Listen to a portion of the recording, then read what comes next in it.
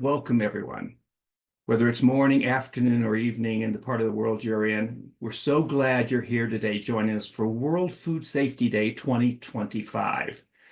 The theme this year, Food Safety, Science, and Action, is all about the real work taking place every single day to keep your food safe. From farm to fork, food safety professionals are using science and technology and teamwork to protect public health. Today's forum, hosted by the National Environmental Health Association, brings together leaders from Australia, New Zealand, Dubai, and the United States. We're here for a global conversation about how innovation, how digital tools, workforce development, and even climate change are reshaping food safety. We'll also hear from the global voices, those scientists, boots on the ground, frontline staff that are out there every single day doing work for you to keep your food safe. We all know everyone eats, and that means food safety is everyone's business. Whether you're a farmer or a regulator or somebody who just enjoys lunch, it matters. So today we're going to be talking about real-world ideas that work. You're going to be hearing about new technology, lessons from the pandemic, and how different places are handling common issues. But this isn't just about policy and science. It's about people, it's about partnerships, is absolutely about planning for the future. So today, as we get started, each speaker will kick off with short opening thoughts, and then we'll move into a group discussion and take your questions. We have a absolute wide range of perspectives here today, from rural towns in Tasmania to the fast-paced food scene of Dubai. You're going to hear people talking about how AI is used to help solve tricky problems, and also about how community engagement is strengthening food safety in ways that is smart, is practical, and hopefully is inspiring to you. So let's start out by meeting the panelists. First of all, Melissa Burns is president of Australia and helps build Australia's workforce pipeline, but she's not done yet. From rural councils to national boards, she's driving the future. Tanya Morrison is a powerhouse from New Zealand, president of the New Zealand Institute of Environmental Health. She's an educator and a policy influencer on everything from allergens to sustainability. And from being a food inspector to a program manager to now the National Environmental Health Association Regional Vice President, Kim Carlton knows food safety from every level. She's all about raising the bar, and not just for this generation, but also for the next generation of environmental health workers.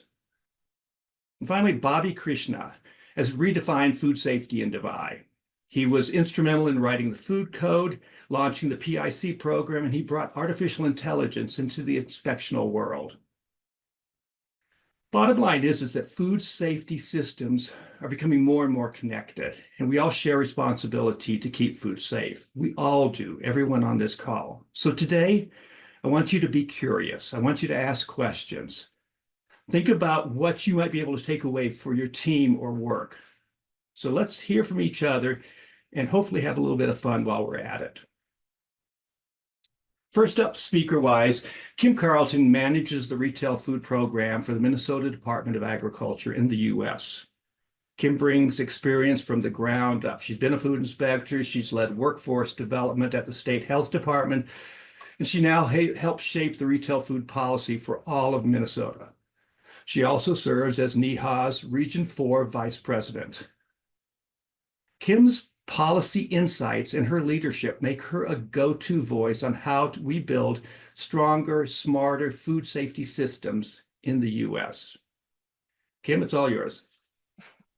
Thanks, France. I appreciate that wonderful intro.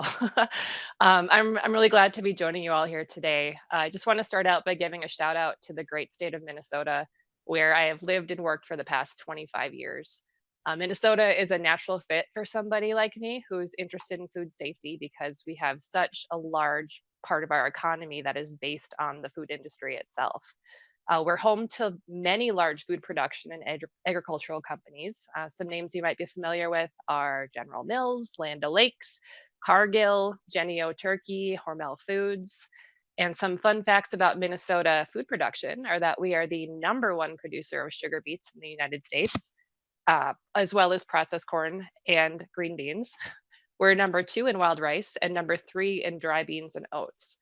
Not only that, but we are the number 2 hog producer in the country, but we are number 1 in turkey production in the United States. We raise 40 million birds annually, and we account for 18% of all turkeys produced in the United States. On the local level, on the retail level, Minnesota is also home to an estimated 33,000 retail food establishments, which are the restaurants and grocery stores and other food businesses that serve our local communities. We also have approximately 400 farmers markets throughout the state, and as well as around 10,000 registered cottage food producers. Like many of us in this profession, I did not plan on ending up being here. I started as a biology major simply because I just love the science. But it was a study abroad trip to Costa Rica that sparked my interest in the intersection between the environment and human health. And that's what led me to add a second major in environmental studies, which required an internship. And that truly changed everything. So I spent the summer doing water sampling for a rural Minnesota health department. And what truly hooked me into this career was shadowing their food lodging and pools inspections. I got to see how the local public health teams made a real impact on their communities. And I realized that food safety combines so many of the things that I found interesting and cared about. We had science and public policy, education and human behavior, and obviously eating food, right? So during this time, I had some amazing mentors who encouraged me to get involved professionally and pursue graduate school. And while I was working on my master's degree in environmental health, I joined the Minnesota Department of Health's foodborne illness investigation team, affectionately known locally as Team Diarrhea. And that experience really connected the dots for me that between the food that we all eat, there's a possibility that that food can make us sick. And the Minnesota model of Team Diarrhea was one of the first in the country to fully integrate epidemiology and environmental health and lab data to better detect and stop outbreaks, providing a novel and yet comprehensive and effective system for food safety. So since then, I've spent over 2 decades in local and state government in various roles as a food inspector, as a program evaluator, and now in my current position managing the retail program at the Minnesota Department of Agriculture. In Minnesota, retail food is shared between the Department of Health and Department of Ag, as well as dozens of local health departments. And here at Ag, we have responsibility for several other food programs. I work hand in hand with our manufacturing program, meat and dairy, produce, the animal feed program, but my focus is on retail food. And our agency right now is embarking on 2 pretty huge transitions that will have huge impacts in how we do our work at the Department of Agriculture. In one realm, we have been getting ready to move to a new inspection software package and a new agency-wide licensing software system. So that's been in the works for several months, and that's taken quite a bit of planning for a program of our size. And at the same time, late breaking news, our legislature just approved a budget package that will modernize our entire licensing structure and allow us to be more responsive to the needs of the businesses that we serve. So we're going to update the licensing structure for the first time since the 1970s. We're going to update our fees for this first time in about 16 years. And what's cool about this is that the new structure was supported by our industry partners, and it's going to provide us with additional financial resources, which will help us to better serve them in the long run. I'm also honored to serve as the Vice President of Region 4 of the National Environmental Health Association. I represent 6 of the central Midwestern states, and I've been able to witness firsthand NEHA's work to advocate for our food safety across the country by developing professional standards, offering trainings and certifications for food safety professionals, and influencing policy at the national level. NEHA also serves an important role to foster collaboration between our local, state, and federal agencies to help improve food safety practices.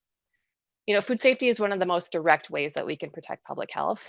We all eat, right? And behind every meal is a whole network of people that are working to prevent illness and maintain the trust in our food supply. So thanks for having me here today, and I'm really looking forward to this conversation. Thanks, Kim. I'm really excited about the legislature passing the funding for that program. Good job. Yay. Next up, let's hear from Bobby Krishna, Senior Food Safety Specialist from Dubai Municipality. Bobby has been shaping Dubai's food safety system for about 2 decades.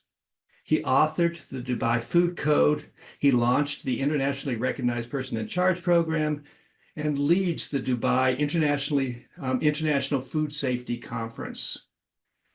Bobby's passion for digital transformation, data-driven inspections, and global food safety innovation have earned him recognition from both NSF International and from the International Association for Food Protection. He's a leader who brings not just vision, but also action. Bobby? Thanks, Rance. I'm just trying to get my slides in. Can you see the slide? Can you hear me well? Yes, Bobby, you're there, and I see the slides. Great. Thanks, Rance, and for this great opportunity, joining from Dubai. It's a great privilege for us, and we get very rarely opportunities to showcase our programs outside, and I thought it's a great forum to connect with the rest of the world, with like-minded folks. When we talk about inspections, we have like fascinating stories, but then what happens when we start talking is the interesting similarities that we start to see across the world, and we also see like many problems being common across the world when we talk as regulators and officials and the food industry. So when you take a device perspective, our problems are different. We're a very rapidly growing city, and food industry is kind of booming. Having spent 20 years, I can tell you that we started with say 4,000 businesses when I joined the government in 2005, and we're looking at close to 26,000 businesses here. And food is kind of the center of everything that happens in Dubai, whether it's a conference, whether it's a business meeting, whether it's a family get together. It's the focal point, and people love to talk about food, and the entire day of many individuals are based on what happens, what to eat and where to eat from, right? If you look at our reliance on imports, we import 95% of our foods, and that's close to 8 million tons. And the food industry employs around 350,000 food handlers. And these are like 26,000 large food establishments. And we also have like, smaller kiosks and smaller shops which kind of sell foods across these events and other smaller events that happen in Dubai. We have workforce from 200 plus countries, and these nationalities bring in their own flavor to the plate, and also a flavor of their culture and behavior into the food business, right? So it's a very, very open and welcoming nation, and also a great city to work. And people who come here always stay back, and they become the part of the system.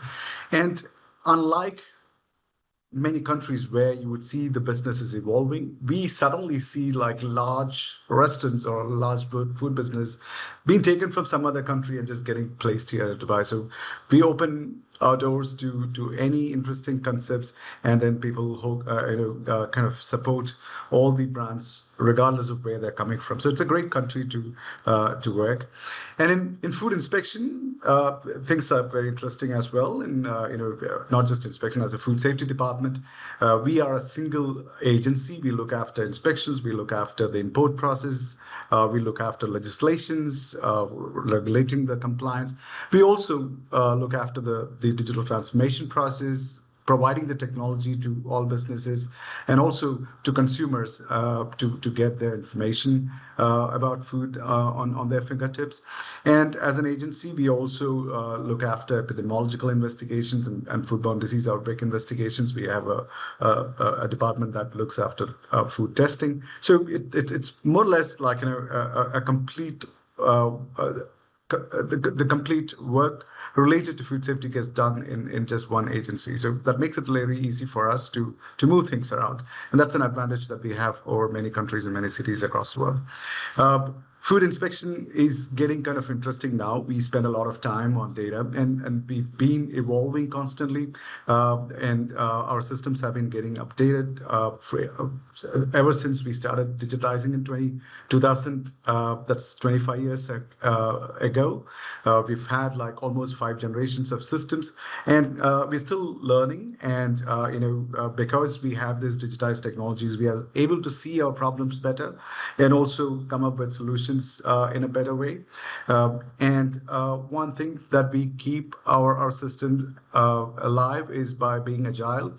The main direction or main methodology that we, or the approach that we use is agile food safety management. So we try and create agile mindset, not just within the organization, but also within the food industry, welcoming operating models and processes that constantly change and evolve based on the conditions. We are living in a world that's changing rapidly. We're depending on a supply chain that has constant challenges, and being agile is really important for us. And as I mentioned earlier, 95% of the food gets imported, and you can only imagine what kind of disruptions we could have when there is a global crisis. We also collaborate closely with the world. We have very limited resources in terms of universities and research facilities. So it's very important for us to collaborate with the global food safety expertise. And as Rance mentioned earlier, we organize the annual food safety conference mainly as a driver for these collaborations, and we get a platform to invite people from all around the world, showcase our programs, and also learn from others on how to make things better. We keep science right ahead by focused risk management. And I want to finish up by saying that we always like to do interesting things. Currently, we are experimenting on agentic AI and looking at how we can make food safety more interesting with AI, not just generative AI, but also getting into latest approaches that we can get artificial intelligence to interact with people and get better outcomes in food safety. So we'll elaborate a bit on these later, but that's just a quick note from me, Rance. Thank you, Bobby. Yeah, you brought up so many things that I have questions for you that hopefully we'll get to in the group discussion coming up there. The international flair of Dubai is just incredible, and the foods that you can get there. But I also really want to talk about the work you're doing in technology there. So thank you. Now, okay, next up, I want to welcome Tanya Morrison. She's National President of the New Zealand Institute of Environmental Health. Tanya's leadership extends beyond being president. She's also active in the International Federation of Environmental Health and helped shape the allergen policy through the Australia-New Zealand Allergen Collaboration. She's also an honorary teaching fellow at Massey University, where she's advising on food labeling. She advises on water safety, tattoo industry hygiene. Actually, last year at our conference, Tanya really helped out a lot with body art for us there. And Tanya brings clarity, collaboration, and an international perspective to everything she does. Tanya, the floor is yours. Oh, tēnā koutou katoa, no mai, haere mai. Good morning from New Zealand, and welcome to everyone joining us today as well. It's fantastic to be a part of this. Yeah, thank you for the introduction there, Rance. I've been an environmental health officer for nearly 15 years in New Zealand and have been leading the New Zealand Institute for just over 5 years now. New Zealand's food safety scene, it's quite a varied scene at the moment. We're becoming more and more like everybody, more multicultural these days with lots of variety in our food. We have a good reputation, New Zealand, globally in terms of our food safety, and particularly the quality of many of the foods that we export around the world, such as New Zealand lamb, beef, dairy products. New Zealand Food Safety, as a government organisation, has an action plan in place at the moment, and this really forms the structure that we in the regulatory space as environmental health practitioners, but also the food businesses themselves try to follow and adhere to. And it really is based around 3 key initiatives or goals. The first of which is to make sure that our food is always safe and suitable. The second one is to make sure our New Zealand has a thriving food economy. And the third is to make sure that we have a well-functioning food safety system. We're seeing on our side, I guess, from environmental health, We call ourselves food verifiers here for a global audience. Essentially, a verification or a verifier is the new way of saying inspection. So I'll say inspection to stay with a global audience, but we're kind of talking about the same thing. But we're seeing a rise in digital technology. We're seeing food businesses keeping their records electronically, and inspectors or verifiers having to also adapt to that. They're also using tablets or other technology in the field as well. This can extend to even remote access to apps or record keeping systems, so we can actually work with our businesses before even setting foot on site. Continued professional development is a really key area for our side of the food safety system as verifiers or inspectors, and we need to stay on top of the evolving science and research to keep up with the food trends, consumer trends, and the new types of foods and food businesses processing techniques, for example, that we're seeing. Our job is to assess the risk. So whether that's even moving into more lab-based meats or other mass-produced products, we need to be able to assess the risks as best we can. So this includes keeping an eye on the bigger picture in environmental health as well, which includes the likes of climate change, food availability, food security, food sustainability. And it seems such a gradual moving target at times, and most people maybe don't realise it, but it's reflected in even certain produce types that, you know, it wasn't that long ago where seasonal fruits, vegetables, berries, for example, you could only get for a limited period of time in a year. But the global market, the change in technology, the change in science, we used to hang out for summer here to get those lovely fresh berries, strawberries and the like. I can still go coming into winter here in New Zealand right now and buy strawberries, which you never used to be able to do that. So it's really just showing how our food trends are actually changing around the world. We have also started looking at artificial intelligence here as well, more so on our side to assist with report writing and assessing risk. And these technology improvements help to increase our efficiency and also how we're using data these days as well. So in theory, it is allowing us to be more specific and targeted in our risk assessments. At the heart of it though, as Rant said in his introduction, food connects us all. We all have to eat. And you know, looking after the public and public health is still the key. And we find that simple messages about cooking food well, storing foods properly, are still tried and true and still need to be reinforced. We know here on our shores that this is really important for our more Indigenous communities, our Māori and our Pacifica, for example, where technology advancements and electronic systems aren't necessarily seen, but more traditional cooking techniques and ways of preserving food continue to be adhered to. So it's a mix of an old school approach, I guess, and a new school approach. Many processed foods and advances in technology and science are still in their infancy, which we need to remember. We're only seeing the effects now of using more and more things in our food in the previous decades and to this day, such as stabilizers, additives, other ways of preserving food, and we really don't know what the effect of these are at the moment. We do, however, see a prevalence of food allergens more and more these days. I think back to my parents' generation, even my grandparents' generation, for example, and it seemed that very few food allergens existed, or maybe we just didn't really talk to them or talk about it as much or have it as known. But are there more food allergens out there? As an example, what has changed? And as we learn more about this, or I guess become more aware of it, is it coincidence that how we make and cultivate and grow our food and process it is actually seeing more of these issues arise? So New Zealand's goal is to be having our food trusted by everyone, everywhere on a global stage. So I guess as science evolves, so must we, not just in the regulatory space or environmental health practice, but also in the consumer space. Because at the end of the day, we all want to eat, we all need to eat, and we don't want to actually be fearful of the things that we want to enjoy. Thank you again for having me. I look forward to the discussions as we go through. Thank you, Tanya, for that.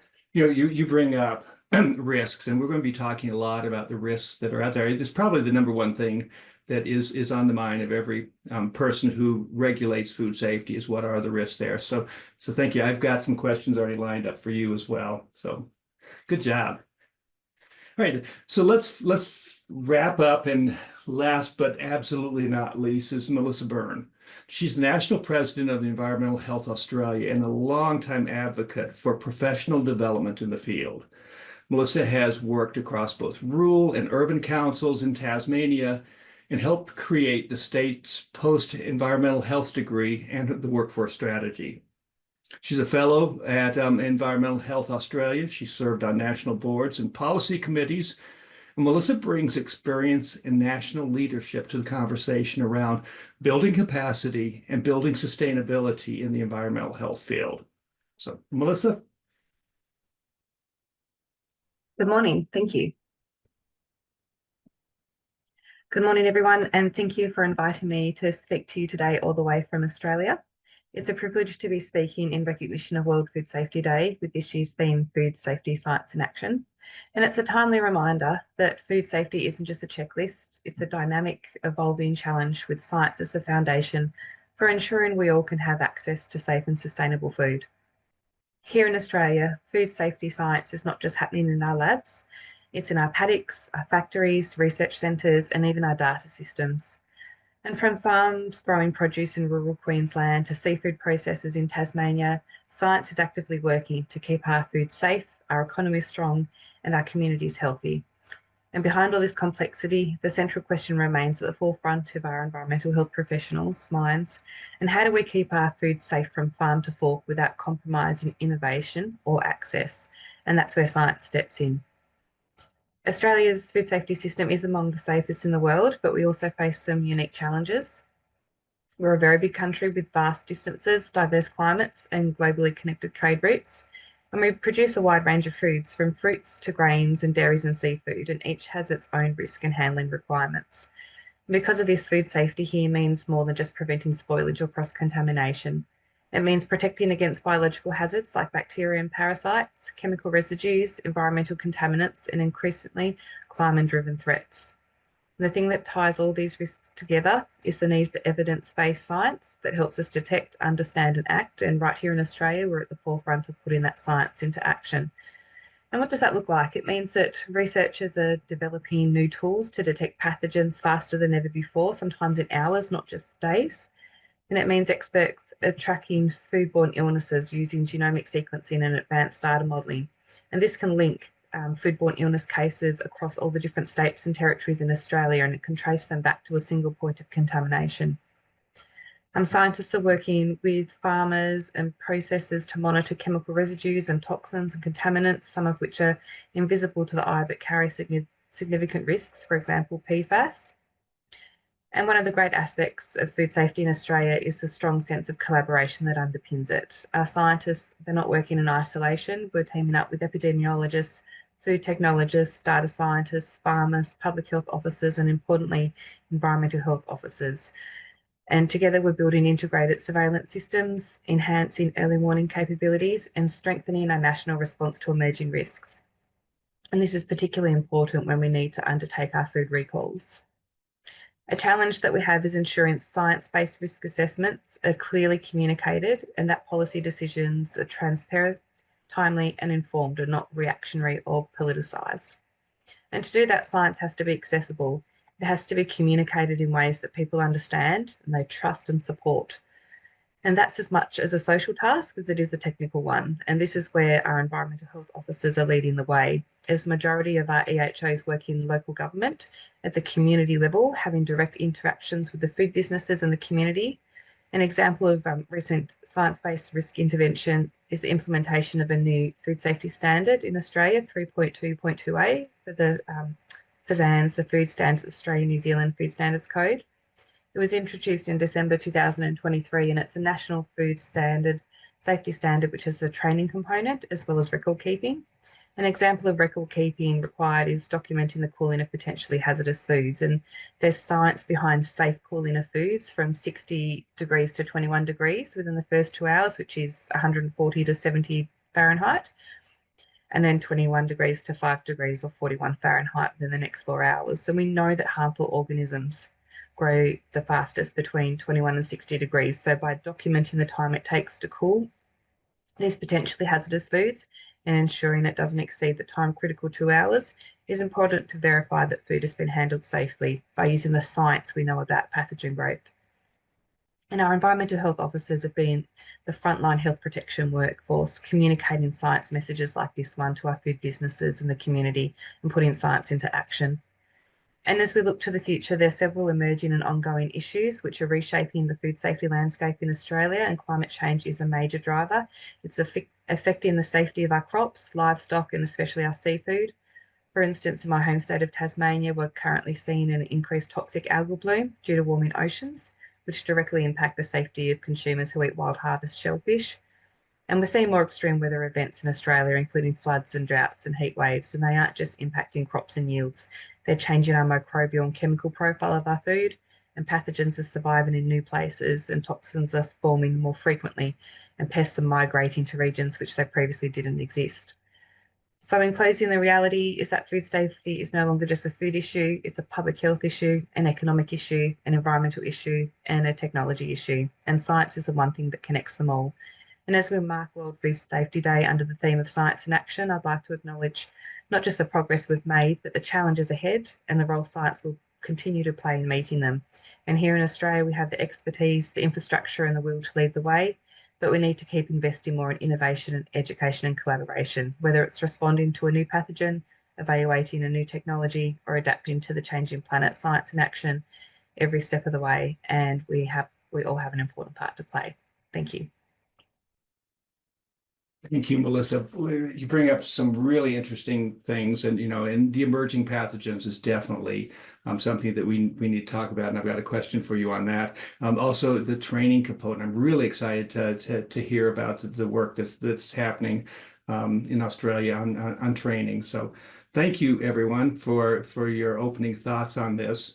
Right now, it's called Food Safety Science in Action. Nihad and this group decided to call the scientists in action, because it really is the boots on the ground staff that are making the difference out there. And it's the scientists that go out there every day and do the inspections for folks there. So I'd like to hear some voices from some of the folks on the ground there.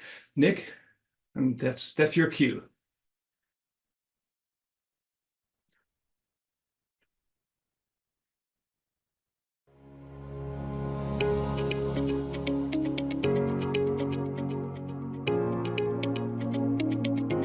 If you've ever eaten at a restaurant, brought groceries, grabbed a meal on the go, chances are a food safety professional has played a role in that food.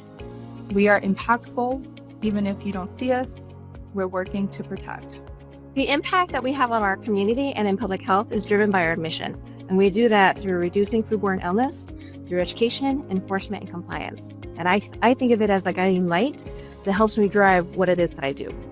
The people that I ensure are getting food safely are also the ones that my children play sport with, that I see in the supermarket. So I feel I have a real responsibility to my community to make sure that their food is safe.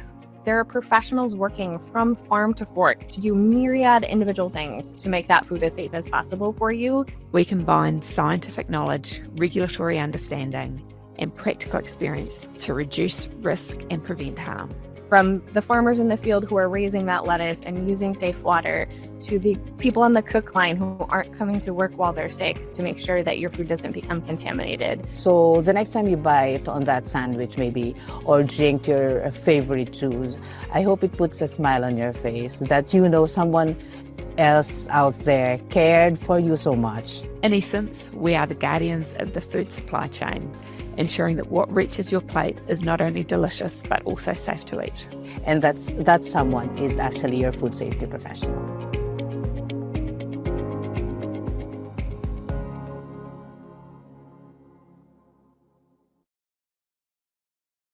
Thank you for all of that, and to just lay the ground for what the conversations we're getting ready to have. Folks that are in the audience listening here, we are going to begin a group discussion. For the most part, we'll talk and the group will talk amongst themselves, but we will also be taking questions there. I ask that you put your questions into the Q&A rather than into chat, so just so that we've only got one area where we're looking to find the questions that we have there. We'll have somebody monitoring those questions for salient questions that resonate with a topic that we're in the middle of. Ashley will move those over to this conversation. The rest of them we will get to as many as we can at the end of the conversation with everyone. So folks, one of the things we talked about that today, and I heard this from a number of you, was emerging risks that are out there in the changing world. And those risks can come in a lot of different ways, whether or not it's the changing of the temperatures out there, or new food processes that are happening, or new chemical contaminants that are part of the system there. So I really want to start by talking about those emerging risks, because as I was saying just a minute ago, I think that's probably the number one mission of everybody who is out there in the food safety field is looking at the risk and trying to keep those risks under control there. So Melissa, some of the stuff you were saying really resonates with me. So I'd like to talk about what food-related germs and chemicals are the people in Australia most worried about right now. Thanks, Rance. In Australia, there's a current focus on food safety research, especially with Salmonella and Campylobacter strains exhibiting resistance to critical antimicrobials. This is particularly pressing when in the poultry and livestock industries, where transmission to humans is a growing public health concern. Attention has also been given to emerging zoonotic pathogens such as novel E. coli strains and coronaviruses that can contaminate food sources via animal reservoirs. And chemicals and environmental contaminants were really putting a big focus on PFAS and the increasing concern due to their persistence in the environment and potential for bioaccumulation in food products, especially the seafood industry and dairy industry. Pesticide residues and mycotoxins, heavy metals like mercury in fish are also under close scrutiny. And also food safety authorities are beginning to examine the health impacts of microplastics in seafood and processed foods. Concurrently, the rise of nanotechnology in packaging and food processing has triggered a research into the migration and toxicology of engineered nanoparticles. I think what you said resonates with pretty much everybody who's listening there. And one thing that I'm learning is that for our vectors, for our germs, our pests, and our bugs that are out there, while the climate change might not be very helpful to us, it really helps them a lot along the way there. So I'm going to lead up again on how is climate change, affecting the food safety risk in Australia for you right now. Yeah, so rising temperatures and humidity and extreme weathers are projected to increase the prevalence of foodborne pathogens like Listeria and Salmonella. Warm waters can also increase the risk of shellfish toxins in seafood. And I've seen recently, as I said, in my home state of Tasmania, currently now active health warnings regarding the consumption of wild shellfish due to the presence of toxic algal blooms. And these blooms have led to elevated levels of biotoxins in shellfish, which poses a significant health risk to humans. And climate shifts can expand to the geographic range of vectors and pests, introducing new food safety challenges in previously unaffected regions. This includes emerging plant diseases and increased use of pesticides, which can lead to a higher residue in foods. And climate impacts on domestic agriculture may increase the reliance on imports from regions with a variable safety standard. Additionally, stressed food systems may lead to compromised hygiene practices, adulteration of food, or illegal processing, which heightens the food safety risks across the food supply chain. You brought up several pathogens, which are including Salmonella and Campylobacter in poultry, and novel strains of E. coli there. I'm going to ask the other panelists on here, are those kind of the key ones that are resonating with you folks as well? I think in the U.S., Campylobacter is probably, starting to take lead in the issues that we're having with it. All right. So Kim, what about food safety problems and chances for improvement do you see in the coming next 5 to 10 years in the U.S.? I mean, is there hope? Sorry. Is there hope? Yeah, I mean, thinking about the next 5 years, or even just right now, the past 5 years, our food system has gotten very complex. It has been complex for a long time, and I feel like it's going to continue to get more complex. Aside from the food products that are ready to eat, that are made somewhere, now individual ingredients are passing through several locations, several cities, states, countries, whatnot, before being turned into the food that ends up on our plates, right? So that makes it complicated for us to be able to trace a source of contamination when there is a problem that's identified. So whether that's a pathogen or chemical contamination or whatever it is that may be an issue right now. So this is all happening at a time when regulatory agencies are facing maybe flat or declining resources. So we may have fewer inspectors, fewer people doing research, less training capacity, maybe limited ability to invest in new tools, which are just going to be bringing some more challenges because things are getting more and more complex. But I think there is hope here, right? Like our global food systems are complex, and these are complex problems that we have to face. But we have strong partnerships and we have robust systems that are out there. And this can feel kind of big and kind of daunting. But if we think about just focusing on what we know and starting with what we have and who we know, we can continue to build on the work that we've been doing and continue to build our support networks. Think about the people that who are doing this type of work. Like, look at how many people are on this webinar today, right? Think about the people in the next town over, the next city over, the next country over. And, think about how you can make these connections to build upon the work that has been done over the last, generation of food safety people. We can keep this going. And, as long as we keep our connections strong and keep our creativity high, I think we can continue to work on these systems and keep them going for the next 5 years or longer. Thank you for that. And you're right. As we look at things individually, looking at Campy, looking at Salmonella, individually there, we see hope in this. It's when we start throwing in the PFAS and the extra pesticides and the pathogens and new bugs coming in and trying to look at it holistic that it goes, oh my God, this is just so big. So it's helpful to because we are making a difference in a lot of different areas there. Bobby, you've got a massive international scene in Dubai, and you were also talking about how people are bringing in their techniques and oftentimes probably their tools. So they're cooking with things that we might not be used to seeing and regulating there. So what new food issues are you seeing now that possibly didn't exist before? And so, I think the biggest change for us has been, the Michelin star listing that came in 2 years ago into Dubai. And it's been a major driver of change in Dubai. And we're seeing a lot of new restaurants coming in. Okay, my cuckoo is, it's 11 p.m. Yeah, thank you for being there so late. And Melissa, thank you for being so early, and Tanya as well. So yes.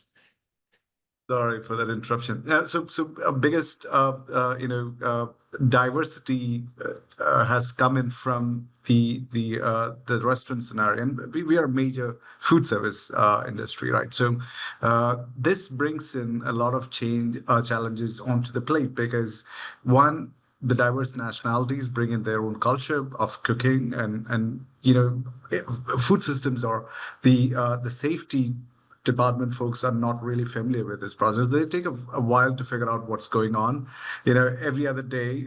Because we have a very diverse group within the inspections, we have a WhatsApp group where the inspectors would pick in a picture and say, "Hey guys, I found this food. What are we supposed to do with it?" And and then you explain the process to each other. So that's how we learn.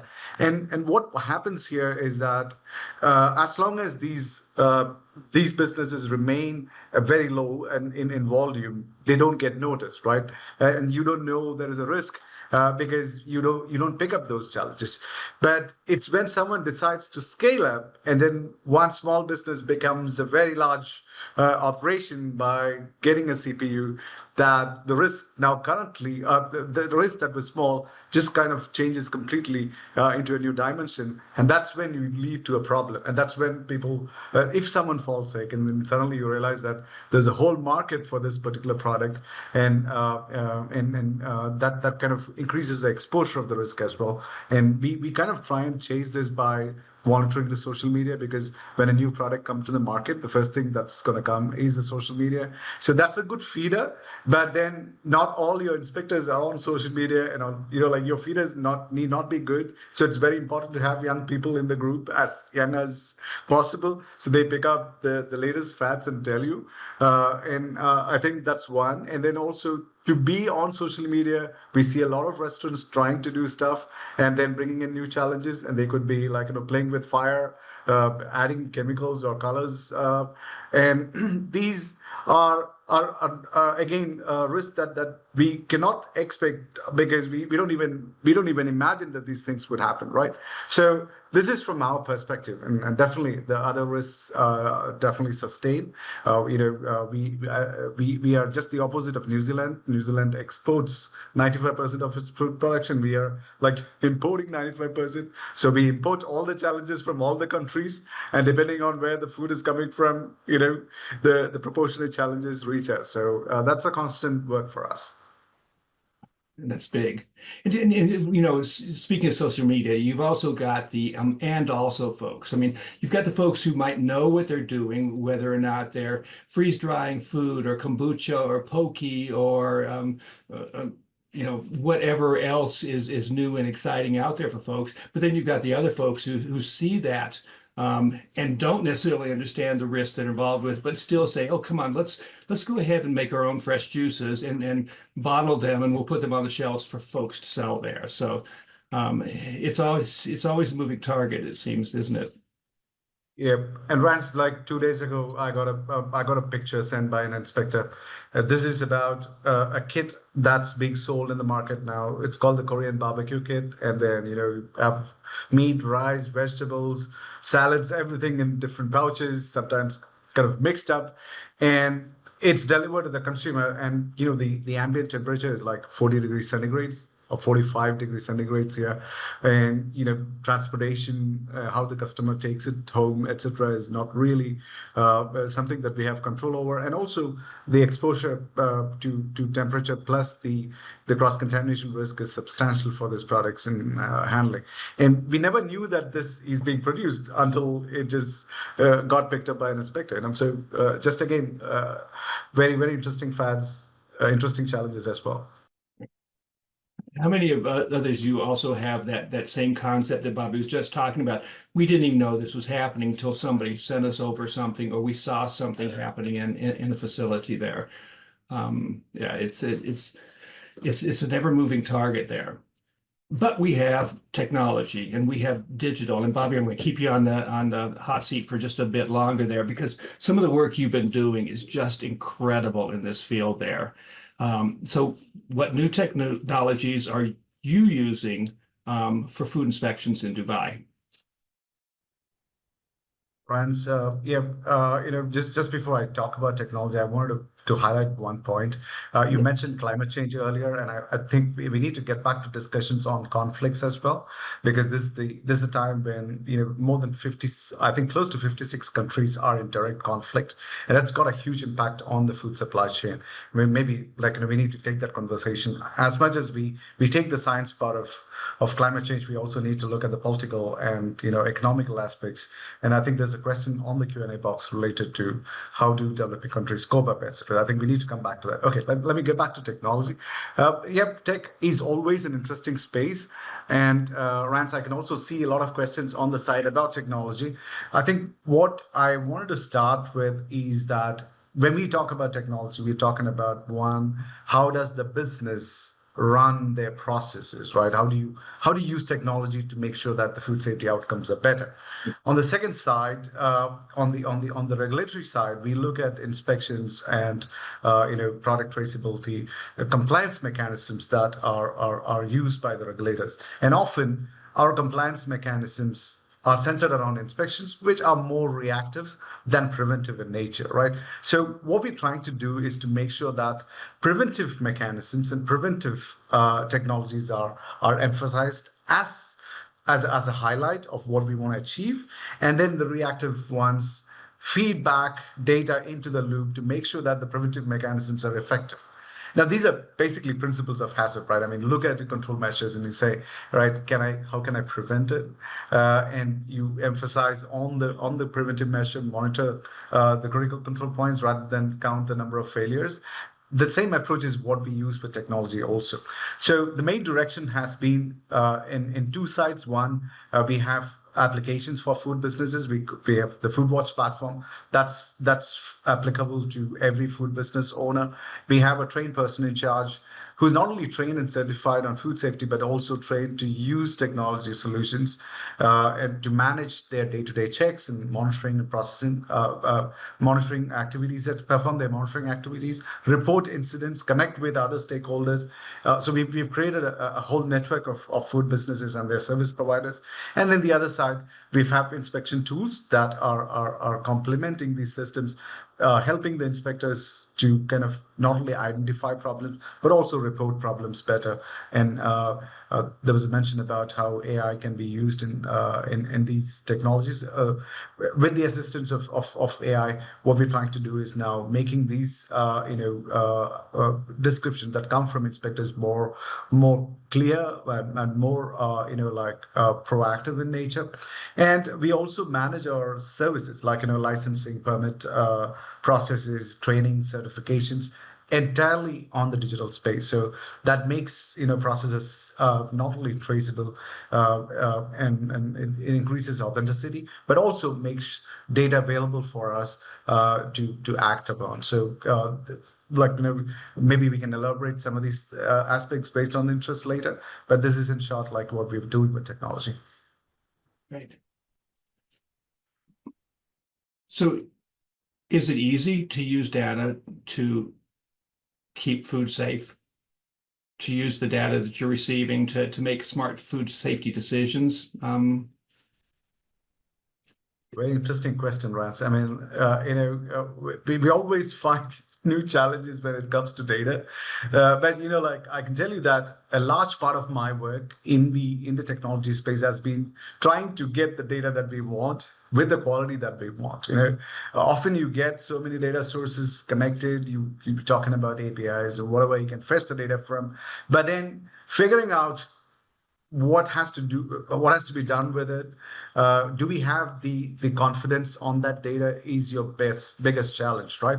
So if you have the right kind of data, good quality, and you've got a good confidence, and you have mechanisms to make sure that there are no large biases in the data, I think you're good. But then I would say that in your initial phase of digitalization, that kind of data is like 10% of our input, and yes, you can get that 10% clear, but also understanding that 90% of the data is not really useful is also an important information, right?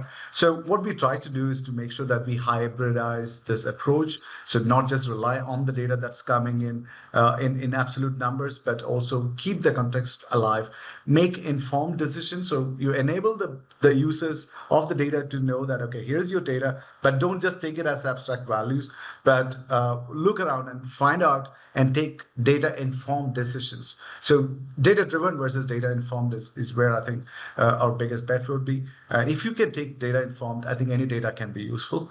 But if you're not data-informed, I think it can be completely opposite. You can have a lot of data and still make decisions which are not effective.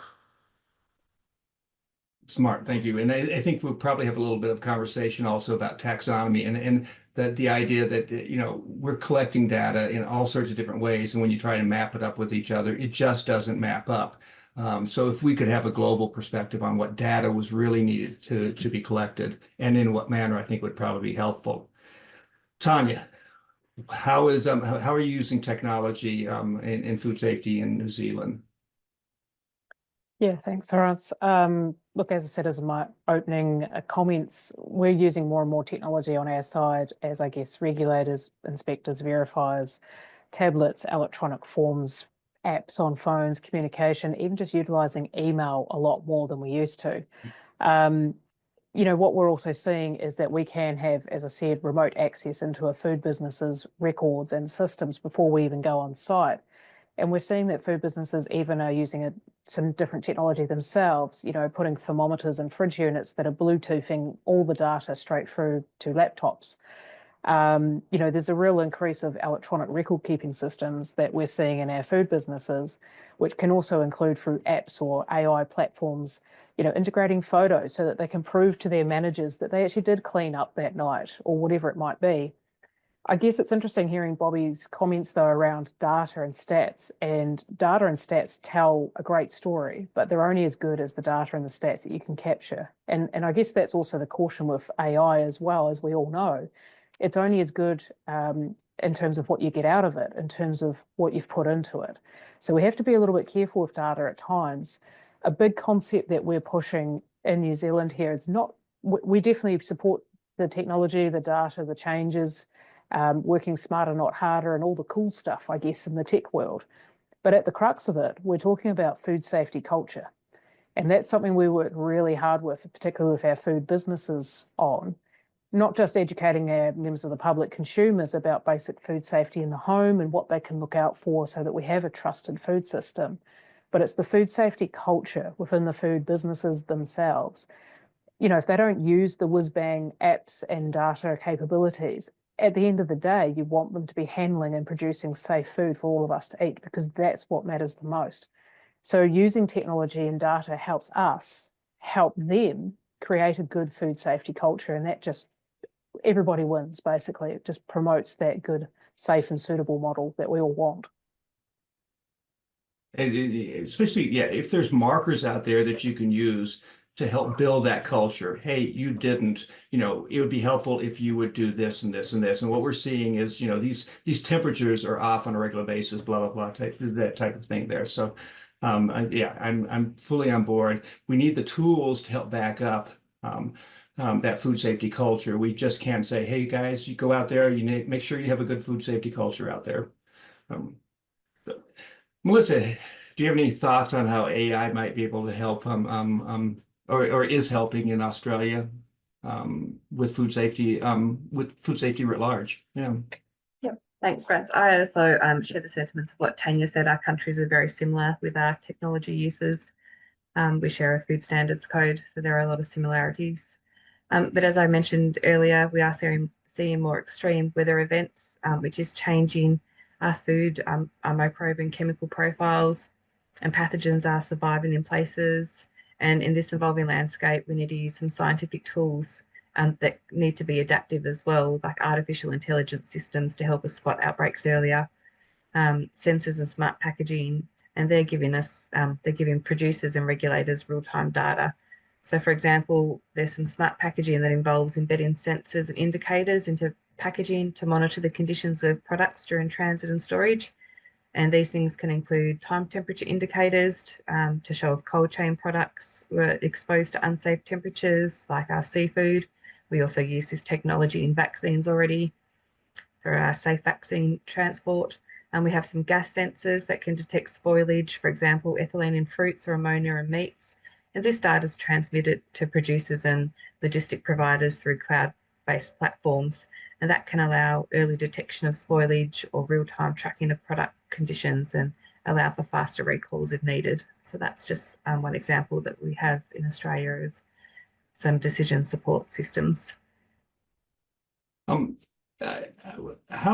Which of you are using traceability, you know, that farm to fork traceability? You know that you probably know about the rule in the US that just got set aside for 30 months, if I remember correctly.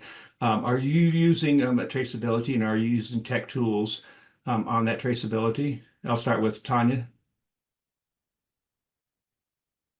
Yeah, definitely. And you know, larger manufacturing sense, and being a small country and yet big in terms of, as Bobby mentioned, our exports and our primary industries are huge here. So, you know, there's definitely a whole suite of tools and traceability, tracking capability, even to what Melissa was saying in terms of not just sensors and real-time data around the processing, but, you know, a lot of our food is going out to the world. We need to know exactly where it's gone, in what condition, So absolutely, it's a huge part of what we do here. As I said, we're small, but we do punch above our weight very heavily on the global market. New Zealand products are very highly sought after, so we take great care with that. Thank you. And Melissa, you're not small, in Australia. So are you using traceability and tools to do that as well? Definitely for our exports, it's really important to make sure that the high quality food that we send overseas is safe and isn't spoiled for our consumers. Otherwise, that impacts our reputation and our ability to export our produce. Good. Thank you. And Bobby? We get a lot of meat from Australia, and I can tell you that there's a lot of work going on the traceability, supply chain integrity, authenticity, etc. We actually work with the Meat and Livestock Australia to see how the meat product quality is maintained. Rance, but in terms of traceability, we do have digital records of products, but then getting to a farm level traceability for us is extremely difficult. But having said that, efforts are in place now. We are kind of looking at negotiating some of these, especially for high value products. Now we got the Dubai chocolate, which is getting very popular. We're trying to see whether we could have a traceability mechanism to make sure that it's actually Dubai chocolate that you're eating. It is not easy for us from a cost perspective to drive that traceability all the way down. But when we kind of nurture that, and we encourage businesses to follow as much as possible. But on the other hand, business level traceability is pretty good here. Once it reaches the country, like we know what's going on, but before that would be difficult. Right. Yeah, as an importer, I'm sure. So I'm going to change topics just a little bit, but we're really kind of on the same one. And it's about innovation in food business, evolutions there. And I'm going to steer this one towards Kim, because knowing in the U.S. all of the different things we have going on, I think you actually mentioned in Minnesota cottage food licenses, like thousands of them, if I heard that correctly, and also food trucks and home kitchens there. How is the U.S. balancing strict food safety rules and allowing these food businesses to prosper? I mean, food trucks are do regard. I mean, you can't go anywhere without seeing a food truck these days, and there's some of them that I'll go to every night of the week if I could, just because of the quality and greatness of the food they have. Yeah, I mean, this is an interesting one. One of our biggest challenges is, just in general, balancing oversight with innovation. And we do this by walking kind of a careful line between risk assessment and harm reduction and flexibility, right? And that line often looks pretty different depending where on the United States you happen to be. Right. In the United States, we have a pretty brightly colored patchwork of different food safety rules that can vary significantly from place to place.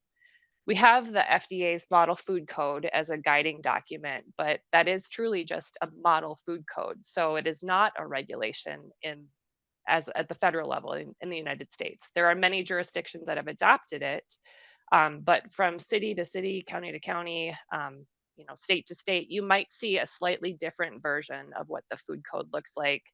And each area might have its own rules that are guided by its own public health priorities and their own legal authorities and the way the wind happens to be blowing that week. So like you mentioned, we've seen a huge surge in our alternative food models like food trucks and cottage food. Yes, in Minnesota, we have over 10,000 registered cottage food producers right now. We double our registrations every year. Then we have food freedom laws. We have people who are into foraging. And these businesses really do challenge our traditional ideas about food regulation. And it really forces us to adapt and think differently about how we can manage our food safety risks without stifling creativity and entrepreneurship in our local economies. And I think that's where education and risk assessment really become critical. This landscape has everything in it, but it's evolving and our approach has to evolve too. So, at least in my agency, there's an increasing focus on supporting small businesses with clear guidance and education while using risk-based methods to determine which operations and which activities really need additional oversight.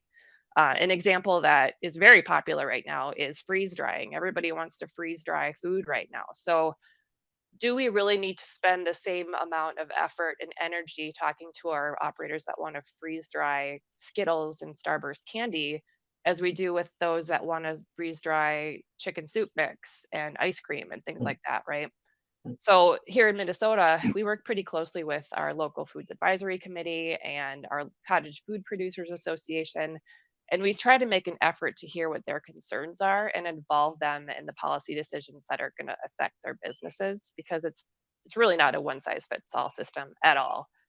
So being flexible is what's allowed us to, encourage innovation while still protecting public health. Thank you on that.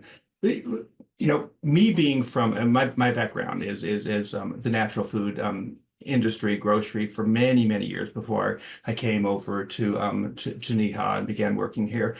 We often saw the concept of food as medicine in some sorts of ways there.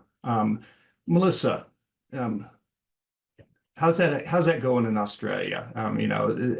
The concept of food as medicine and the ability to regulate it, especially when there's uniqueness. Let's not talk about THC in food, but the other things that folks are really trying to do as well. Yeah, we are seeing a rise in novel foods like lab-grown meat and insect-based protein, highly processed plant alternatives, fermented products, herbal goods, and these products open an exciting possibility, but also raise important safety and regulatory questions that we need to address. And these products are being developed in response to, global concerns around sustainability and food security and ethical production. But they offer exciting possibilities such as reducing reliance on our traditional animal agriculture. It lowers greenhouse gas emissions and feeding a growing population, not only in Australia, but across the world with fewer resources. And with these innovations come new safety and regulatory challenges, especially when these foods haven't been widely consumed before. Are they safe for human consumption, and how do we regulate the unknown?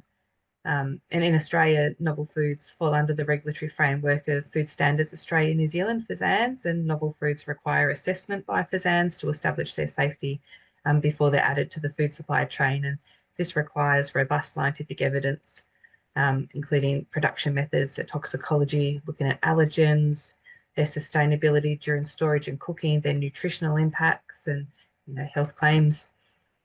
Which means in Australia, science is doing the groundwork to make sure innovation doesn't come at the cost of safety. And she talks about lab-grown meats and insects as food.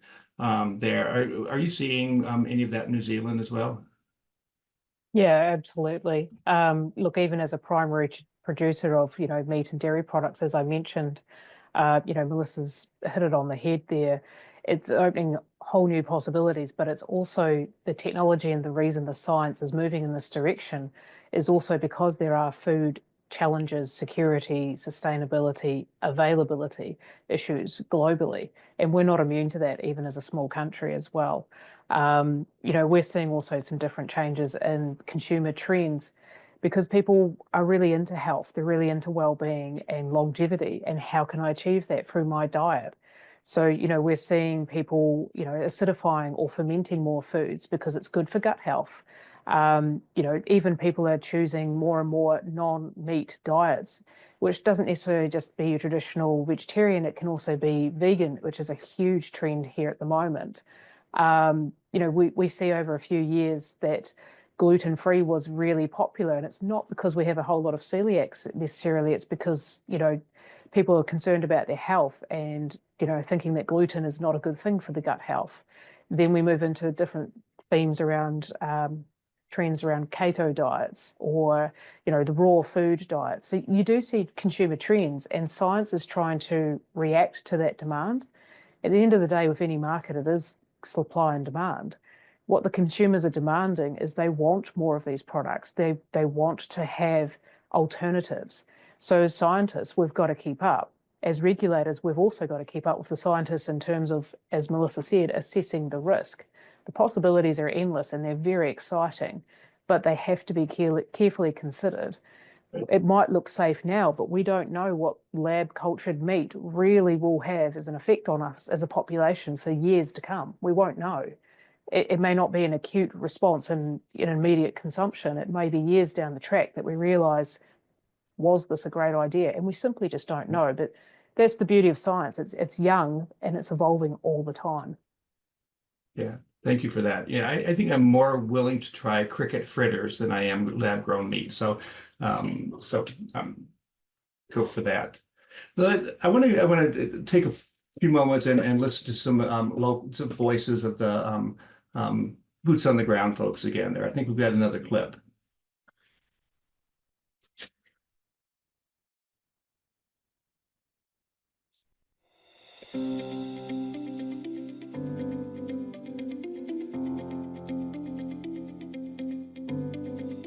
Honestly, food safety is science. I mean, science is always part of the daily work of a food safety officer. Science is the foundation of food safety because we all have inherent experiences with food, right? So we all naturally have some preconceived notions about food safety that aren't scientifically valid. We've all been eating food since we were babies. So there's things that we think we know about food that aren't necessarily correct and may influence our relationship with food safety. It gives us the evidence needed to assess risks, develop standards, and establish safe practices. We talk a lot about biological plausibility, essentially trying to understand how can a food item become contaminated, how can it harbor bacteria or other microbes, and then how can it become a vehicle for human infection. I think science is really what separates guesswork from solutions. Without it, we're reacting instead of preventing. The science approach to me is a logical way to assess food safety. It's we know the risks of pathogens. We are analysing how people have produced the food to make sure that they are in compliance with the required standards, which, basically all science-based. And that's where we come in with the knowledge and the science to kind of put that together and solve an outbreak or look at possible causes of illness.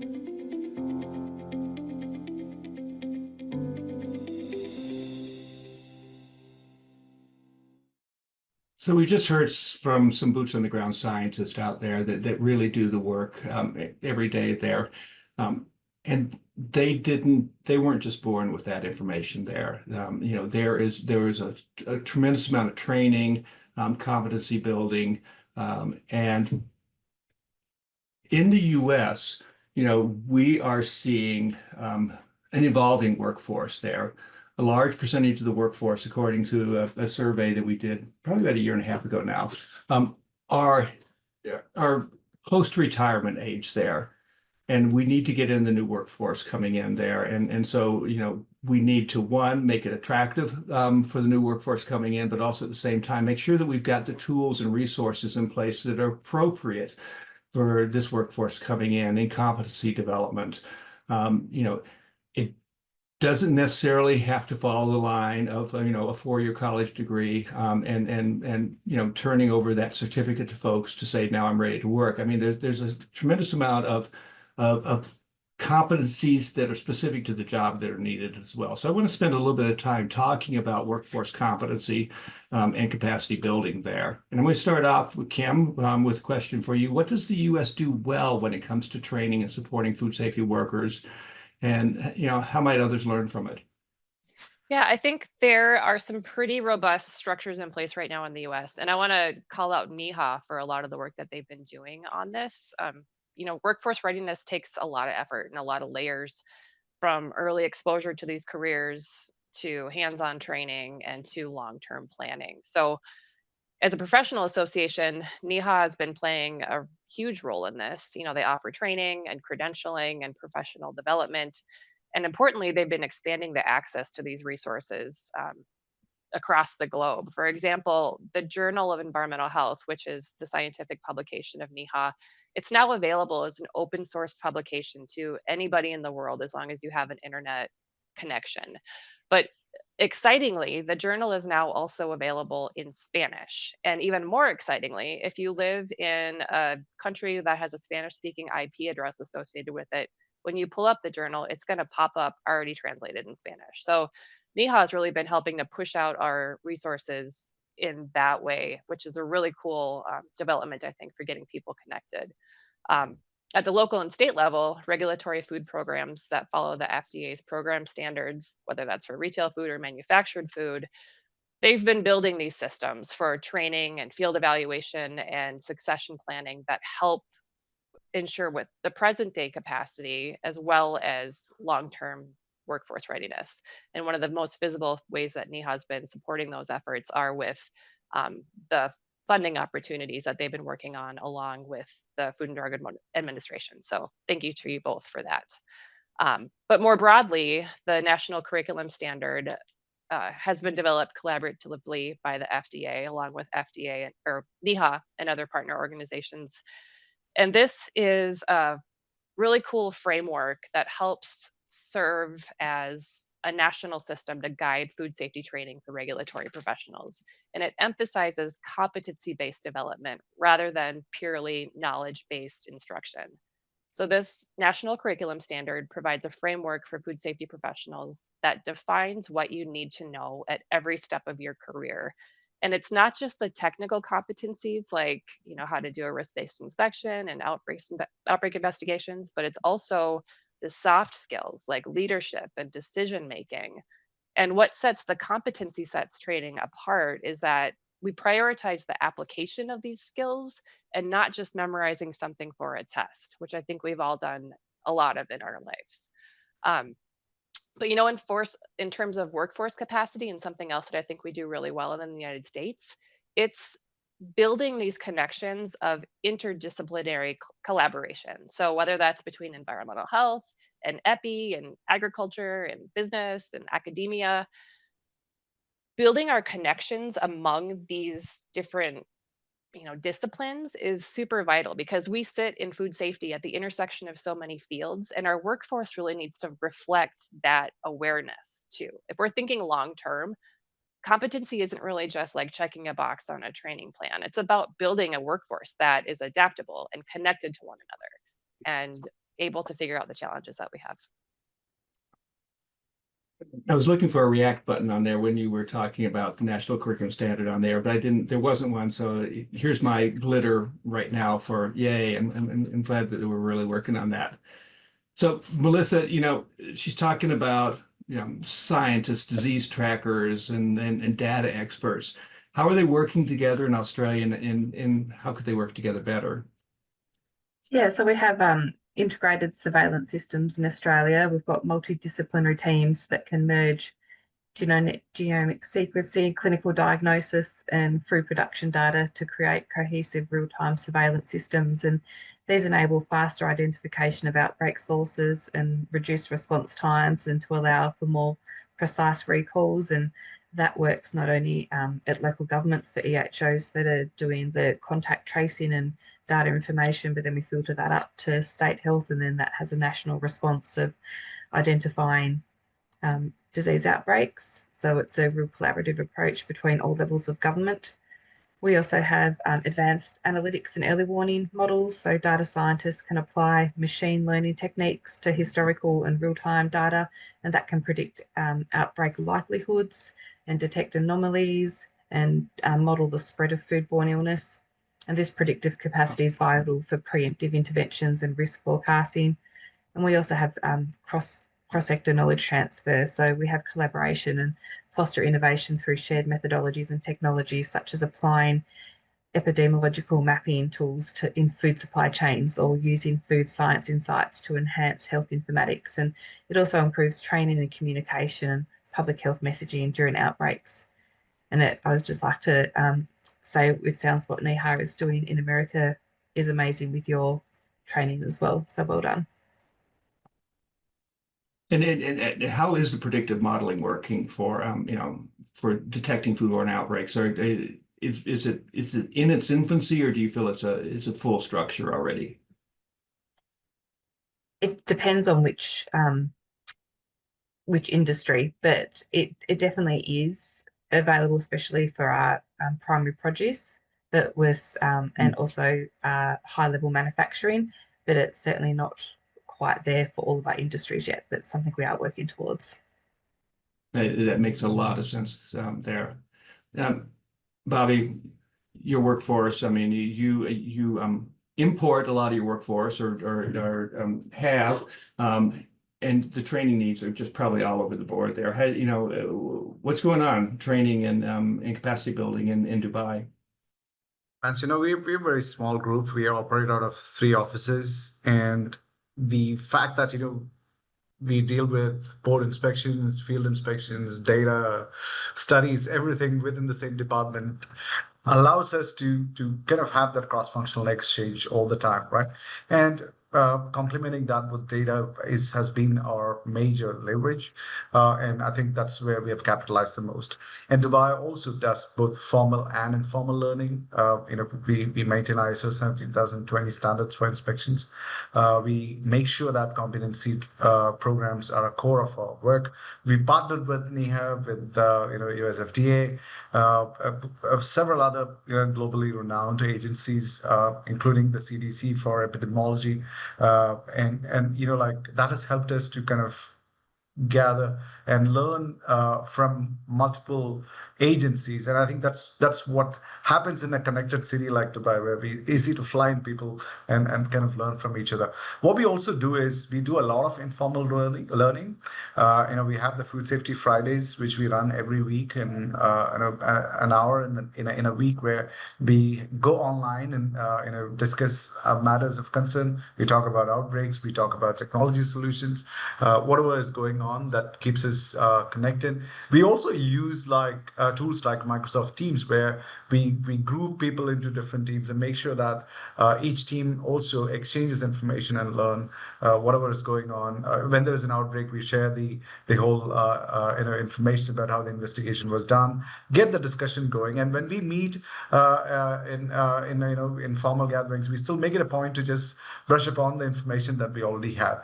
One of the latest tools that we are trying out is Google's Notebook LM.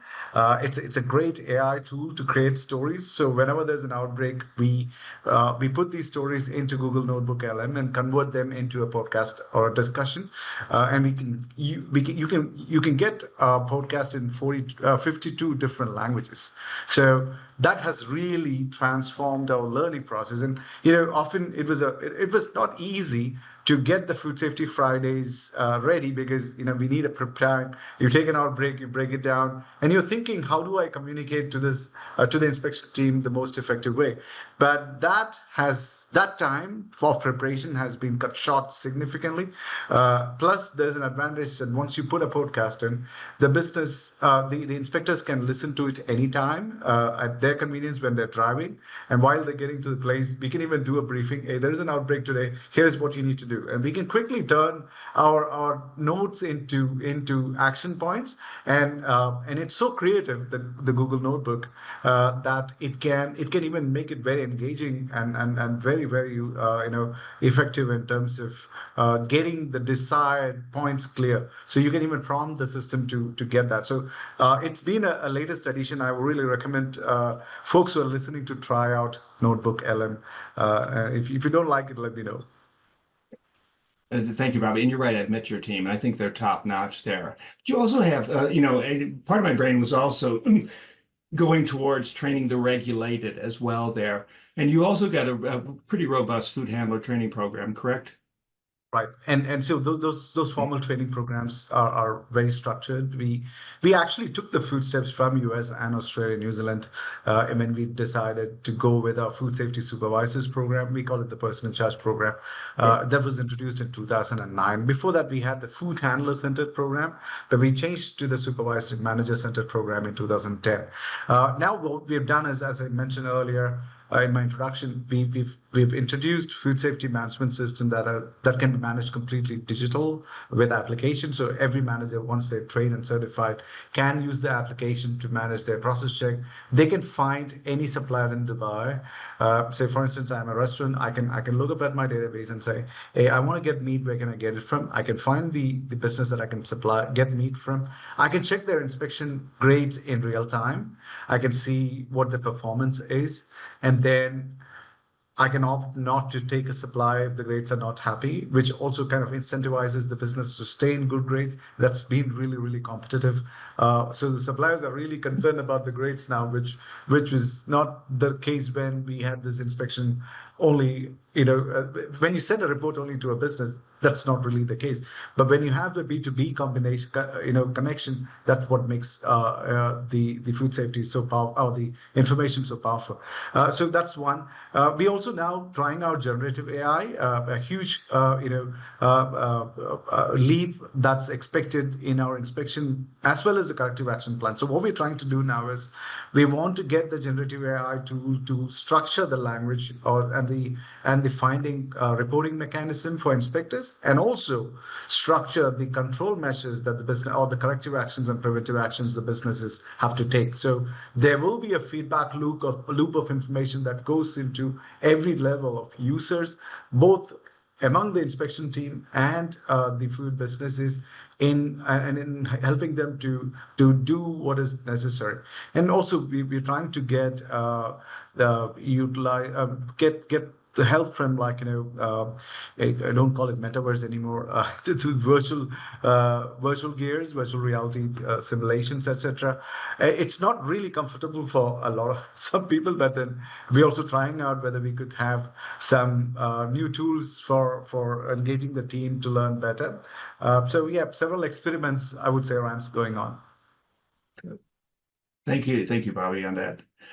So Tanya, let's follow up on the workforce side of this as well. Have you seen changes since COVID? Yeah, we definitely have. Just how we had to work during COVID. I think New Zealand's reputation for our response in COVID, we did go hard and we did go early in terms of one of the first countries to lock down. And that was a game changer for us as a profession about how we actually could do our jobs.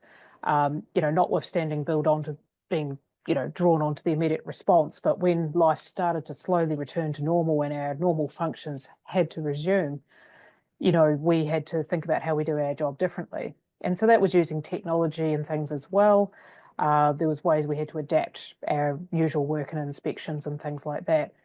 From a workforce point of view, I guess we, as a small country, again, we want to put our resources into the next generation of environmental health practitioners coming through, our students and that as well.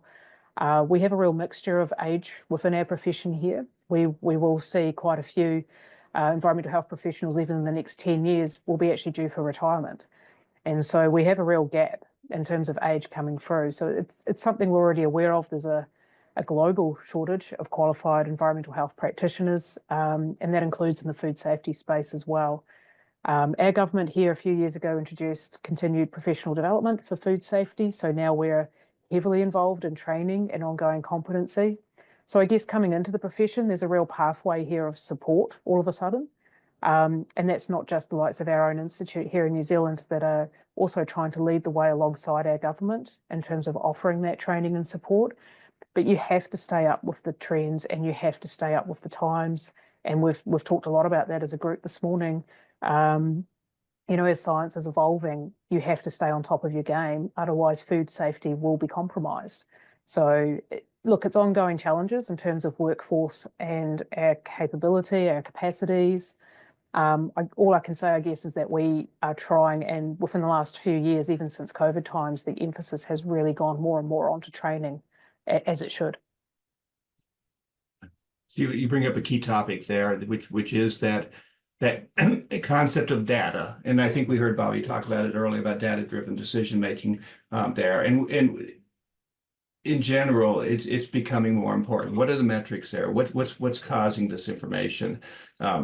And we're using more and more in the U.S. as well. And I think, Kim, you're using inspectional data, I believe, to help form decisions on your food safety rules in Minnesota there. Can you talk a little bit about that? Yeah, actually, so there was a study that was done over several years. That was a study, collaboration between the Minnesota Department of Health and the city of Minneapolis. And they've worked collaboratively to pull together their inspection data and worked actually with Don Schaffner and his team at Rutgers University to analyze it, specifically around the proper cooling of TCS foods. And so that data, along with some predictive modeling, was used to propose a change to the cooling parameters in the food code at the last two Conference for Food Protection biennial meetings. So that's a way that inspection data was used to potentially influence national policy. Now, I will say that the code has not yet been changed, but the conference did forward a recommendation from the conference to the FDA to consider making a change to the cooling parameters in the code that would not only make it more achievable for food establishment operators to comply with cooling parameters, but also improve food safety, which is a really good example, I think, of how inspection data can influence national policy. That was such important work. So thank you for the work on that, for sure. Melissa, I'm going to ask you to kind of predict in the future. Do you think AI is going to become more and more useful as we use it as not only a predictive tool, but a capacity building tool, and anything that artificial intelligence is capable of? Well, it'd be nice to have a crystal ball and see what will happen in the future, and a lot can happen in the next 5 to 10 years. But just from what we've seen, and potentially AI will drive automation in HACCP, critical control points using smart sensors and vision systems and IoTs, or Internet of Things devices. And these technologies will not only, detect deviations like temperature and contamination in real time, but also hopefully learn from past incidents and improve our future responses.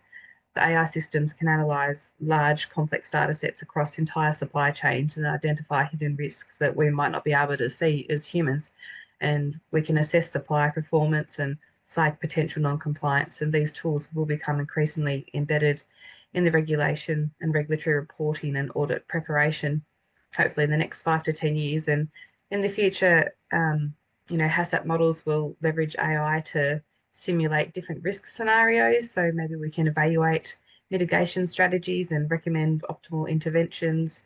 These systems will evolve with emerging hazards and regulatory changes, enabling more agile and evidence-based decisions. For example, if we have, a certain amount of rain, how might our crops be impacted with that, with their moisture content and potential growth for bacteria and harmful pathogens? Interesting. We were working with a partner. NEHA was working with a partner, and that put the California food code into an AI model there, and built a wall around it there. What we were able to do was to ask real world questions there, such as, I see a chicken breast sitting on the counter. What are my concerns? And and what we'd be able to do would be able to say, here's your concerns there, and it would also spit back the area in the code that was citable on this as well there. So is definitely a very exciting tool. I don't think we're ready for it yet, just because you can only, well, we call AI a drunken intern that just is trying to please you. So you've got to be smarter than the AI along the way there. Until we feel that we are, I don't think we're going to push that one out there. I want to move over to public engagement, trust, and policy balance there. And we've talked about the changing climate several times now, and definitely the effect it's having on crops, vectors, everything there, the availability of food, and Bobby, to your point, too, it's also a cause in some ways of combat, happening across the world there by going for competing resources there. I want to start with Tanya and just talk about the environment and things that we're trying to do to what are businesses, what are the businesses trying to do to reduce waste or to recycle or to help the environment? I know in this country we've got food donations or food salvage that are very big along the way there. Talk to me about New Zealand. Yeah, thanks, Ryan. Look, we've seen a real change even since COVID times, even things such as ghost kitchens, where anyone can pull out a cell phone nowadays on apps and get Uber Eats or the equivalent of mobile food delivery. So you see a lot of food businesses actually going less public facing now because how consumer trends and things have changed as well, that they just shop by their phone and have the food come to them. I'm sure it won't be too long before the Amazon drones are bringing it all to us, to be honest. However, there is still a push for sustainability and going back to basics. And we saw that even after COVID. I think during lockdown times, people appreciated where did their food come from. So there's a real spike in popularity of growing your own vegetables and crops at home, being more sustainable in that respect. We're seeing a big trend here in recent years about single-use coffee cups and disposable packaging and trying to really cut down on that. So it's really encouraged. You can go get your coffee and get a discount now, if you bring your own cup. And there's just a bit of protocols around that we can help our food businesses with, obviously accepting clean cups and the like. But we're seeing a trend in food businesses. We have one here locally where I am called the Bowling Club, and you might think that that's a game of lawn bowls, but it's actually not. They can feed 1,000 people a day, but you bring your own bowl, and they make sure that the food is quite cheap and affordable, but you must bring your own container, and that's the quirk of it. Recycling schemes and different use of technology, products, less plastic, more paper, those things are definitely happening. And a lot of it is also with our political climate at the moment, how far these things are being pushed. But on a local level, it's all about sustainability and giving back and protecting our resources, extending that, food availability and security element as well. So you will see more donations of food. We're definitely big on that here in New Zealand as well. And really, as I said, just getting back to basics of growing your own and less chemicals, less preservatives, less additives to food. We want to go a little bit more natural. That's definitely a big thing we're working on here. That's very exciting. And I'll ask the others if they're doing things along the way there. I know in the US, that's a challenge for us, as far as bringing your own containers there, often for litigious reasons. I got sick. So oftentimes, industry will push back on it for those very reasons there. It's like, how do I protect my food if you're bringing in your own container there? So Melissa, how are you doing in areas along there as far as, reusable food containers, food salvage, Good Samaritan donations, et cetera? It's quite common for people to bring their own coffee cups to coffee shops or even containers to the big supermarkets to fill food in, to put food in from the deli. And we make it really clear through our public communication campaigns, and also when we're doing our food business inspections, the responsibility is for the food business. If the container is not clean, they certainly don't have to. They're not obliged to fill it with their food. If they're not satisfied that they've got a clean receptacle to put the food in, then they're well within their right to refuse it, because it's everyone's responsibility to make sure that we don't contribute to foodborne illness. Thank you, Melissa. We're winding down here, and I want to make sure we've got some time for Q&A. And Bobby, thank you. You've been answering a lot of questions in there already, but I want to give folks a chance to make some last minute comments before we move into the question and answer section going forward there. So anybody, what did we not talk about that you'd really like to talk about right now?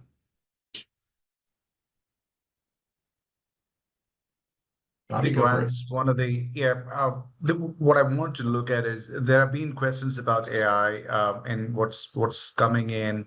There are some interesting stuff, but I think the most important thing to understand from a technology perspective is that different regulators have different types of resources. Like some might have financial resources to invest, some could have a combination of human and financial resources to drive new programs.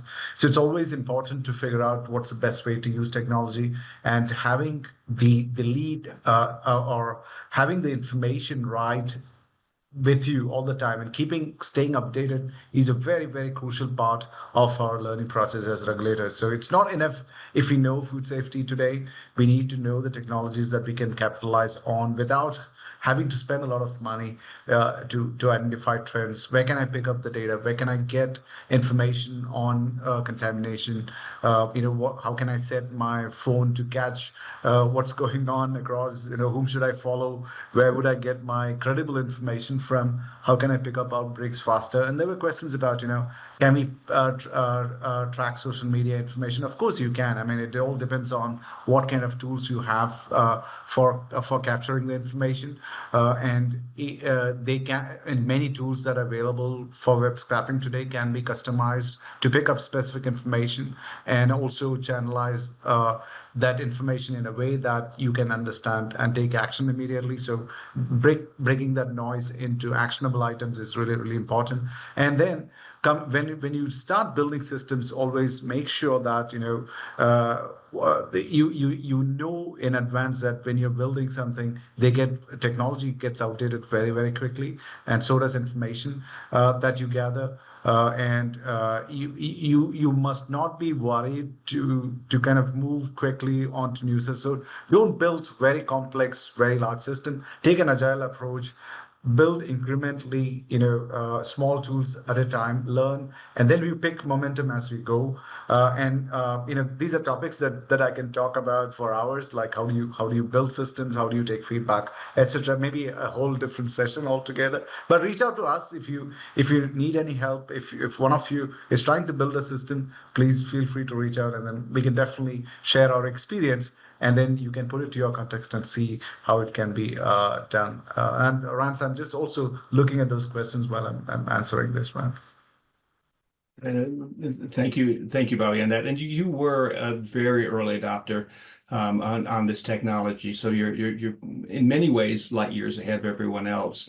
And you bring up a key point, that concept of needing to have those IT skills, those skills available to be able to use this technology out there as well. And I don't think people naturally think about that. They just, in some ways, think, and in some ways, we're getting to the point that you can, if you understand what you're doing, use AI and create things yourself. So the coding is becoming much easier. You also bring up another point, and that's about the workforce themselves. And the capability of AI to help the workforce there. When I was coming into the field, I had to be the dictionary because everybody was a landline away if they were available at all, and I needed to walk in and be able to have all the answers there. At that point there to be credible. Nowadays, that smartphone you have in your hand is your tool that says that you don't have to necessarily be the dictionary. You need to be smart enough to know what you're looking at, be smart enough to ask the right questions there. But you've got a tool that is much more valuable than my brain was, in the early days there. So I'm excited for where we're going. I'm a little bit nervous about it, because we don't know where we're going. Is it going to be a panacea? Is it going to be our death knell? Will we be run by robots in 20 years? Who knows? My guess is that, AI will never be smarter than we are. Unless we're careful, it'll just make us less smart. So, any other comments? I've got another video that I think Nick has put together that I'd like to show there before we do. Anybody else want to riff on the conversations we were just having?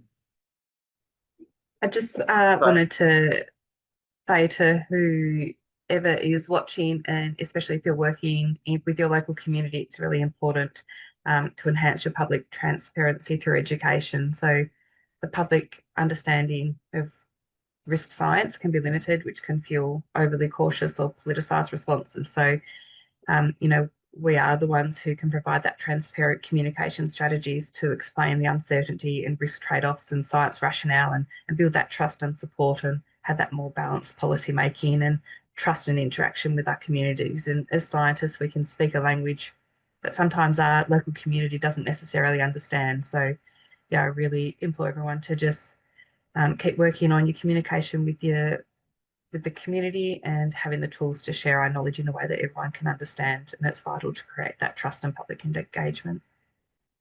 Very smart, Melissa. And actually, you know, the perfect end to this section there. So thank you so much for that. Nick, why don't you queue up?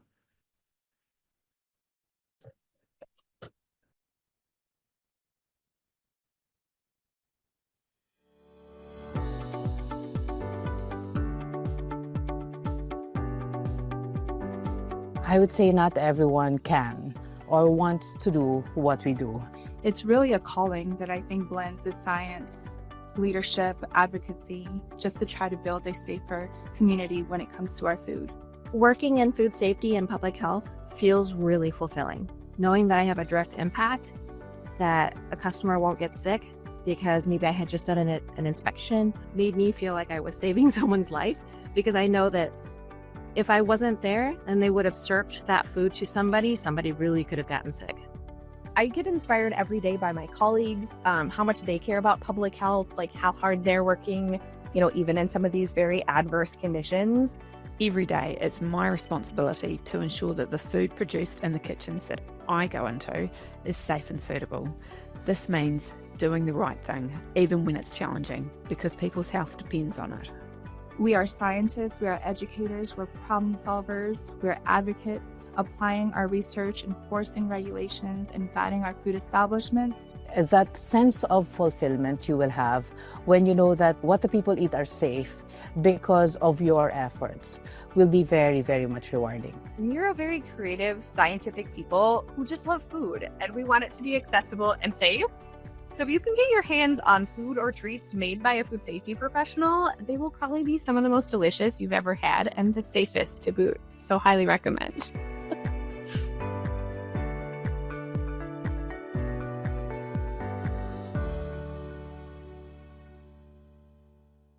Thank you for that. I'm not sure if the last speaker was selling a home kitchen, you know, something they're making at home, but you know, hey, if you got some baked goods, send them my way, please. I'll give you my address on that. So thank you so much for that.